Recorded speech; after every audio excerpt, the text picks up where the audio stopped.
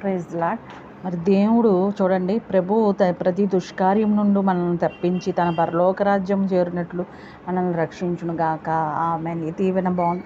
చక్కగా మనం యొక్క ప్రతి దుష్కార్యం నుంచి ఆయన తప్పించి మన పరలోక రాజ్యాన్ని సాగే విధంగా మన ప్రయాణంలో మనల్ని రక్షించే దేవుడై ఉన్నారు. మరి అటువంటి దేవుడికి మొరపెడదామా? ఈ యొక్క ఎలాగైతే ఈ లోకంలో ఒక అంశ నీటిని తీసుకొని చూడండి, పాలు నీళ్లు కలిపి ఉంటాయి కదా, పాలల్లో ఎంతో కొంత నీళ్ళు కలుస్తాయి. ఆ వాటర్లో ఆ యొక్క పాలు నీళ్లు కలిపిన బౌలు ఆ అంశ దగ్గర పెడితే ఓన్లీ మిల్క్నే తీసుకుని ఆ యొక్క వాటర్ని వేరు చేస్తట.